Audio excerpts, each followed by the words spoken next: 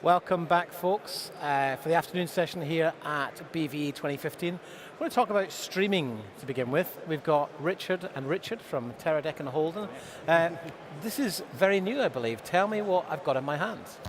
This is the latest streaming device from Teradek, and it's called the VideoMini. Mini.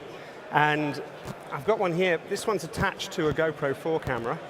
This is on its own. So this clever little device has got an HDMI input and a 3-hour battery, and it can stream a live HDMI source to live stream, YouTube Live, Ustream, and it can also stream to a decoder, so you could convert it back at the end of a network, send video wirelessly to a TV screen or to another part of a building. But the really clever thing is when you use multiple mini videos with a new app which Teradek have created called Live to Air. And this app allows you to vision mix between iPad or iPhone cameras, GoPros or other cameras connected to videos, and add graphics, add titles, do crossfades, so this is basically taking any HDMI signal. That's right. And transmitting it over Wi-Fi to a device that you can then live mix on a piece of software. That's right. A live mix on an iPad piece of software. It's an app which lets you do this. So you're able to run a multi-camera, 4-camera shoot with an iPad and 4 GoPros. Wow. Or with an iPad, an iPhone, and 3 GoPros. Now, I'm not sure the audience, they can see that there, that's cool. Yeah. So Richard, you've just flown in from LA, so we'll let you off if you fall asleep midway through this. So you guys have been working on this for a while. You had a previous product which was similar to this, didn't you? We've got a larger product called just Video, essentially does all the same things. Actually slightly smaller battery, but has a front display, so you can control a lot more from this. The Video Mini is really designed to be configured and operated from a mobile device. And one application we're targeting is taking this mobile and when you're just doing a single camera, being able to connect it to your iPhone, whatever phone hotspot, and then Richard was saying before sending that to the internet. You went mountain biking and tethered the video to his 4G phone and was transmitting live signals from a mountain bike track. So beyond the obvious kind of extreme sports element, especially with the GoPro, where else do you see this being used? Who do you see this reaching out to? I think there's a huge number of applications. You could produce a live wedding, for instance, where you have multiple cameras and people could watch anywhere in the world on Ustream or YouTube Live, but it will be a full production where you can add graphics, titles using an iPad, using no more equipment than it's not even hand luggage size. A bunch of cameras and a built-in battery, so 3-hour duration battery. That's right. It's basically all this is interfacing literally with all you need.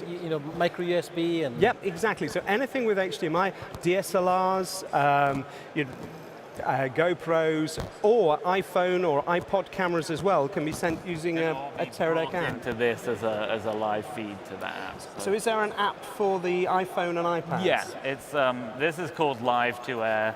The camera app that sort of partners with it is called Live to Air Remote, for a remote camera for it. So certainly any vloggers, people working in that kind of sector where they're currently maybe using one webcam. Suddenly you've got the option to create 2 or 3 or 4 cameras. That's right. Very, do a very full studio shoot, a webcam shoot, but with multiple cameras, all mixed by the person who's presenting, because it's a very intuitive interface. You literally touch the camera you want to cut to. You don't need any. You can transition. And this is literally brand new, announced yesterday? It was announced yesterday, that's right. It was a worldwide release at BVE, which is very nice of you to let us do this. This will be shipping sort of imminently. We're estimating the cost will be about £350 a unit. And then the Live to Air app will be available whenever Apple does its review process. And streaming can be complex because of IP addresses and all that networking side of it. How easy is this to use? It's very easy. Extremely. So we've partnered with Livestream, with Ustream, with YouTube, with Twitch TV. So I don't know if anyone outside will be able to see it, but let me pull up my little menu. So I can actually add a destination. I can log into my account straight from here. So in this app, I would go in here, I'd put in my credentials. It'll give me my list of channels. So online, I'll create my event, go on here, select it, and then just press a button to go live. And it's very similar with the video app and all the... And there's automatic load balancing, doesn't it? So we'll look at the internet connection you've got. This will do adaptive streaming, yeah. Because that's the challenge, isn't it? You know, the technology is fantastic, but at the show here, we're getting, you know, there's so many users, so many frequencies, it's actually difficult to get a solid connection. So talk me through how the technology adapts to that. There's a number of different ways that we can do it, from our simple video live streaming boxes that are tiny. We sell cellular bonding devices that allow you to split connection over up to 6. Any internet connection, whether it's Wi-Fi, whether it's 3G, 4G, to give you a more robust signal if it's needed. You can plug in an Ethernet cable to some of the bigger boxes. In here is one of the worst environments for Wi-Fi, but there's a number of tools out there to sort of try and mitigate rather than eliminate any trade shows aren't renowned for being the worst possible places to use Wi-Fi, but on our stand we've actually got everything working, you know, really well. By cheating slightly, we're using an £800 router, that helps, which does something called beamforming, but that's because if you looked at your phone now, you'd literally see 100 5 gigahertz networks which you could pick up. This is a highly unusual environment. Even a football match, you're not going to have anything like the traffic you have at a trade show like this.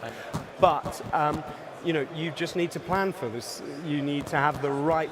You use a router. You use a good quality, powerful Wi-Fi router, and you can get away with a huge variety of circumstances by using. It sounds like in normal conditions. Yeah. This is literally plug and play easy.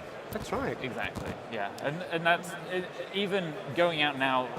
I mean, it's building up more in the UK with the 4G service. A single 4G connection will give you a solid quality 720p feed, perfect for the web. And like, I'm in California, and it's very easy for me to go out to hook this up to my phone and to just go ride my bike. Yeah. Great stuff, guys. Well, listen, that's really fascinating. I presume you've got demo units of these on the Holden booth. That's right. Mm-hmm. Yep, on on K30. What else have you got showing there from you guys? We've got, these are sort of the brand new products. We've got all our, pretty much our whole range, our Bolt zero delay wireless. Yeah, Beam. There's the entire Teradek range I think we've got on the stand today. So if you're in the market for transmitting a signal from a device to another device, then you should certainly check out the Teradek booth on Holden. Please come take a look. All right, guys. Well, I think, Richard, you're staying, and I think we're saying goodbye to you, Richard. I'm going to take easy. Next up, we've got Panasonic, but thank you very much. Sorry, very rude of me. Cheers, Richard.